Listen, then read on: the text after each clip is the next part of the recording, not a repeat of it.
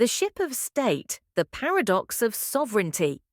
Ancient Athens once preserved a sacred relic, the Ship of Theseus. As time passed, its wooden planks decayed. One by one, they were replaced. Years later, not a single original piece remained. And the philosophers asked a question that still haunts us. Is it still the same ship? This is not a dead paradox. It is the living crisis of the 21st century. Today, we must ask a far more dangerous question. When a nation replaces its laws, its alliances, its population, and even its digital infrastructure, at what point does the ship of state cease to be the same state at all? We like to imagine states as solid things. They have flags, borders, constitutions, and anthems. They look permanent. But states are not objects, they are processes. Like the ship of Theseus, a nation survives through continuous replacement. Laws change, economies evolve, institutions reform, generations pass. None of this is unusual. The danger begins when everything changes at once, yet we still insist that nothing has changed. At some point, continuity becomes an illusion, and identity becomes a question. Consider the United Kingdom. For decades, its legal, economic, and regulatory planks were deeply integrated with the European Union. This was not a surface attachment, it was structural. Brexit was a radical decision to remove every European plank and replace it with a British one. But here is the paradox. If you replace the laws, the trade systems, the courts, and the borders, have you returned to the original ship, or have you built an entirely new vessel using old symbols?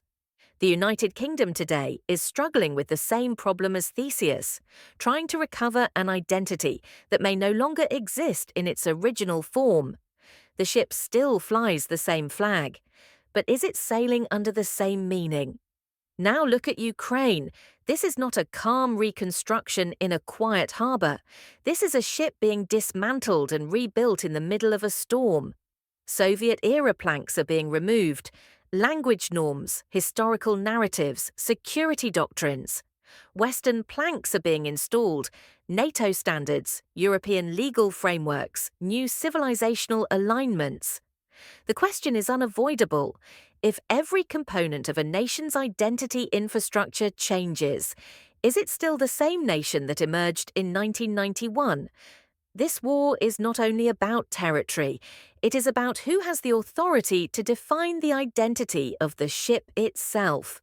One side claims the ship must remain Eastern. The crew insists on raising Western sails, and the sea does not care. The most profound transformation, however, is quieter. Today, the planks of the ship of state are no longer wood and iron. They are servers, algorithms, and data flows.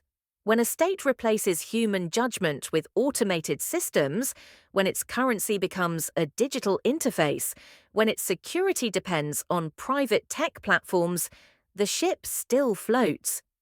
But we must ask, or has it become a perfectly functioning ghost ship, drifting within the fleet of a global technological empire? Sovereignty does not vanish in an explosion. It dissolves through upgrades.